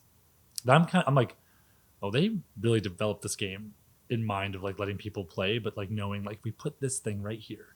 Yeah. Even a 6-year-old is like, that's probably supposed to go on that wheel. Yeah. And he has no. It's all very well designed. Yeah, he would not have seen a video or heard on a pod. Like Right. people maybe mention that about, but he's not watching that stuff. Mm-hmm. So in my mind, I'm like, wow, this game is something else. Yeah. If people can just kind of wander through it. Yes. And we both get distracted by things. Mm-hmm. Like, can you go that way? I'm like, but there's something over that way. And we're supposed to be going this way. But even are Yeah. you? So because the part of that is you're supposed to be going the way that whatever You the set social the goal. experience Yeah. brings you to. So the same way that if you and he were walking through the actual woods, like it's still an experience. It's very much so like cool. that. It is like I was saying, it is like playing. They're Yeah. letting you play Yeah. in the game Mhm. however you want. Like we definitely built like a little like fan car when we first got down and the game was really starting, and just like rolled that around probably for like an hour or maybe 2. Yeah. And like didn't do and I think in my brain I'm like, I want to go see other stuff, but he is really enjoying watching this, like riding this thing across this field, which I think they also kind of drop you into like almost like a peaceful little field if you decide to jump down that way. Yep. That you can just roll around back and forth. And the kids, I feel like we were talking too, like they seemingly have more time than us, but it's like it's good to have someone remind you, like I'm like, I think I have that time too. I will roll around on this little car we built in Tears of the Kingdom, and I have noticed that the way I play that game is more like a little kid now. I just had a little epiphany, and I actually almost a second one just off of what you just said. I think that's really important. Playing Tears of the Kingdom almost like a little kid. I concur and I agree. I think I am as well. I want to make this other point, but I want to say this first because I was really actually, for me, pretty moving that you made that realization or mentioned, because I never realized this. With Breath of the Wild, I was kind of somewhere in the middle. I was kind of like, yeah, I kind of feel like I'm supposed to go talk to the Zoras, so I guess I'll go do that. And okay, on to the next beast. Which one shall I go to? There was still a little bit of that classic mindset. With Tears, right now, I mean, I did like one of the dungeons. I'm halfway through the water dungeon, but I just kind of jumped off 2 weeks ago, and I'm doing other things now. And I'm playing the game maybe quantifiably super slowly, one might say, right? And I'm very happy to be doing that because on a meta level, we all know that this is the Zelda we're going to be playing for the next 5 years. So why rush? Yeah. Like, you know what I mean? It's not a new one coming out. Yeah, not a new one anytime soon. Right. Yeah. Probably at earliest 5 years. It's like who knows even when the new system's coming out. Like it's right. Yeah, I know, and a lot so of people enjoy what we have. I agree completely. And so I'm there are a couple times where Well, actually, no, I want to return to the little microscopic epiphany that I had while you were speaking there about what you guys are doing in Tears of the Kingdom. And you said, we were talking about like kids have more time. But I think there's another thing there too. What I realized is that as adults, as we go through the decades, literally, and we go through jobs and life and school and all the things, but there's nothing wrong with any of that. We have that little ticking clock in our brain all the time now, don't we? We know that it's 3 o'clock, it's 3:30. What happens at 4? What am I? You know what I mean?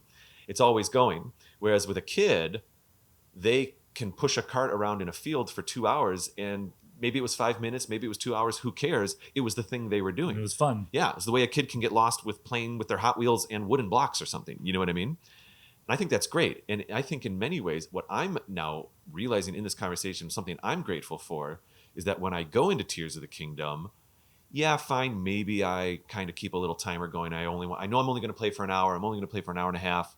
Maybe I kind of keep track of that. But I'm not, that ticking clock of what will I do next or whatever isn't happening. And I think I'm also kind of playing Tears of the Kingdom, quote unquote, by the rules that we've kind of set up here, like a kid. And I think it's wonderful. Yep. I think the game is almost designed in that way. Yeah. And I don't know. Maybe they might know that their audience, like they probably do have some sense of like, if these people were playing the original Zelda when they were kids, they are now this age. What do they want? And like, I'm sure, like, I always think that too when I watch things. You can kind of tell, like, these people have kids the way they're writing these kids in the show, like stuff. So I'm wondering too if these Nintendo sort of knows. Maybe they don't, but the way the game is going, I'm like, this seems like it's very set up to mess around, and anyone can do it. But I think I'm messing around in it like I was like I'm 8 years old. Yeah. And we could also posit that the designers themselves have children now and stuff like that too, which we know some of them didn't back like in the Ocarina days. Probably not when they were starting. No, Yeah. When they were kind of just starting out with their job, and like it's interesting to think about, and things pop into your head that I know if I didn't have a son and was playing this game, it would be different. It would have to be. I don't think it would be a similar experience. I think what you're experiencing, seeing it from a kind of an outside perspective, my closest analog is having nieces and nephews. It kind of feels like you got something really special going on there. Yeah. Honestly. It makes the game really special. Yeah. I mean, it's a good game. Yeah. Like, technically, it's a good video game. It might be one, like, in my mind, though, I think I'm getting something more out of it. I actually almost don't want it. I almost don't want to. And maybe that's why I'm also playing it slowly, because I don't want it to end. Like to end? Yeah. Yeah. That's kind of where I'm at too. It's not so much, to set a different way. I know that it doesn't need to end for quite a while. You know what I mean? Yep. Like we can just keep going and keep playing. And I know if I'm experiencing with this other person who's my son, like maybe I don't want that to go too fast. There's probably a whole cool psychological thing going on there. Well, it's like when I remember some video game memories with my dad. I remember playing Dr. Mario with him on the Nintendo, and those ended up becoming very special memories. But my dad would do a thing for me as a kid where anytime there was a home, not renovation, but anything broke in our house, my dad's not a macho guy at all, but he was an engineer, and he would pretty much try to fix it first, before we call someone. Mm-hmm. And that kind of became maybe a motto or a philosophy in life anyway. It's like, well, maybe cook your food before someone cooks it for you, before you order from flipping DoorDash and spend $90 just to have a sandwich delivered that you could have made. Yeah, okay. I'm becoming a grouchy old man, but I digress. I have that same mentality. So one of the things that I'm really grateful for is anytime the sink would break, or anytime our tub would break, or an outlet had to get changed or fixed, my dad, I'm so grateful for this, I didn't realize it at the time, would just kind of be like, oh, hey, Dave, come here. Look what's going on here. Look at how this works. Or he would like find me, like, oh, look at this really interesting, look at how the water plug works in this valve. Isn't this neat? Yes, it is neat. And so my experiences of I kind of like, if the analog is like I remember building a swing set with my dad. Maybe some others build a shed in the backyard with their dad or something. I didn't play sports at all. I'm actually really bad at sports. And there were a few times where my dad would try to throw a ball back and forth with me, and I was just horrible at it. I'm not doing this. So we had to bond in other ways, and it was usually more like home renovation and construction projects, which is probably why I love those things these days. But anyway, I'm realizing that in a similar way, you and your son are building things right now. You're not even necessarily literally, maybe a little bit in the game and stuff, but like you're on your own shared adventure together, Yeah. building these memories. Yep. And that's what I'm hearing from you, and what I'm inferring is that that's got to be a pretty cool thing. Yeah, it's super special. And then like I said, it makes you go back and think about what you were like and it's fun to be able to go back and say like this game existed then too. And so I can landmark Yes. things with a game. I can do it with other things as well. People ask me all the time when they first hear that I make a Zelda podcast. They say, "What? You're in season 6? How do you? Don't you run out of stuff to talk about?" And I say, we have a list of 50 episodes that we still haven't even done. We are never going to run out of stuff to talk about when it comes to The Legend of Zelda.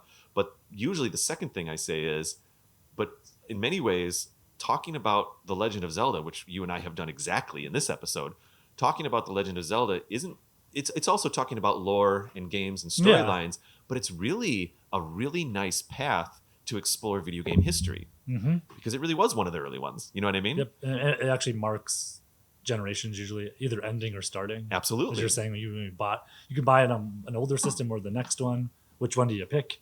Absolutely. Sort of thing. I think it's great. So I think we're pretty much at time. This was a longer episode, but I had so much fun talking about all this. This is Do you have great. any kind of final thoughts or comments? And if not, that's fine. Final thoughts. Anything that I think just that we said that idea, like when you have something like Zelda that spans so much time, it's interesting to go back and think about where were you at in these moments, and then having a son who's starting that journey now, and hoping when he's older and can then think back and know that like I'm part of that starting of it. Yeah. It's super special. Like, when he's 20, will he try the original The Legend of Zelda just to see what it's like? Yeah. You know what I mean? It'll be like the remake of Ocarina of Time will be that. Yeah. Like I'm going to revisit these things. Yeah. Yeah. Cool. Awesome. Well, this was an absolute treat for me. Thank you so much for coming up with this idea, and thank you No problem. like I said already, thank you for taking the time and joining me here in my apartment. That's that's in chaos right now because I'm moving in a couple days. But It's pretty organized. Oh, really? You have everything in bins. Well, yeah. Oh, I learned that trick a long time ago. I've Yeah. moved enough times where it's like uniformly sized bins. Yep. So I go to the hardware store for like $11. You can buy one of these. I honestly have probably 20 of them, and then you just put the bricks together, put stuff in the bricks, and put the bricks together, and it's all good. But anyway, well, I hope you have. So what are you doing? Are you flying back tonight? Flying back to Pittsburgh. Yeah, tonight. I noticed you had luggage with you when you got here. Are you literally going to O'Hare after this? Yeah. On the Blue Line, I Yeah, think? I'm going to get on the Blue Line and fly back or ride back to O'Hare and fly back to Pittsburgh. Yeah. Have you been on the Blue Line yet? Have you taken any of the public No, I transportation? have not done that Yeah, yet. So and I mean, it'll be it's my kinda first time cool. to ride it. It'll be fun. Yeah, it'll Seems be neat. pretty easy. It is. And you'll notice that in many ways, you actually, the train goes faster than the cars. I would imagine because it's not stopping. It's not- like, yeah. it's kind of just like I'm going here. And also the Blue Line has a really nice, it ends inside the airport. That's what I figured. I was like, I think this just goes to the airport and like that you just get off at the end. Yeah, it's great. It's well designed. I love living on the Blue Line because when people fly in, they can just kind of come Right right on. by. Anyways, that was great. Well, Kevin, this was awesome. Thank you so much. If people, I mean, obviously you write a bunch of blogs for us on our site, but are there a few other things that you'd like to promote that people could find you at or anything like that? I don't really have Not as a much. presence on Well, we've on had, Instagram or I don't use any of that. By the way, I just recently, I referenced in the beginning of this episode, the Hello Hyrule episode that Celeste was on. The hosts of Hello Hyrule specifically called out one of your blogs. I don't know if they nice. knew that it was, I don't know if they spoke to you as the writer, but they were talking about how some of the articles are really heartfelt, and it's about like raising children while you're playing video games. And I know Shane had a few in there like that. Yeah. But I just wanted to mention that that's like, cool. like the blog and those types of stories that we're telling there even got a shout out over on that show. Yeah, it's cool when stuff you do, that people are actually seeing it. Yeah. Well, I'm grateful for your contributions there and for your it's time fun. here. And anytime you're in Chicago again, obviously we just got to stay in touch and do more episodes. Definitely. Cool, dude. This is a lot of fun. All right. Well, people can find me on Twitter and Instagram, which is hysterical because I was looking at my Instagram just the other day, and I think I put like a picture on there once every 3 months. I was That's scrolling why through. I don't. I It's not even on my phone that often. Yeah, and I think I don't even. Well, anyways, you can find me on Twitter and Instagram at Raptor Paint. You can find the show Another Zelda Pod on Twitter and Another Zelda Podcast on Instagram, or just go to our website anotherzeldapodcast.com, where you can find all of our great blog articles and, of course, all of our other episodes. And we've got merch options there and Patreon options. The Magical Sword people are watching us right now. Hi guys, how you doing? And I did not silence my computer. It's dinged a few times this episode. I'm so unprofessional. But anyways, We got so cat scratches. We got. there was a lot of behind the scenes activity with this episode. Thank you for being so professional. He's asleep now. Yeah, well now he's set. He's like, I can't go anywhere. I guess I'll just sleep on the desk. He knows he's sleeping on Zelda stuff though. So. Oh yeah. He's literally using a Nintendo Switch as his pillow right now. All right, that's fine. Cool. Well, thank you so much, and everybody, we'll see you on the next episode. Kevin, thank you. Thanks again.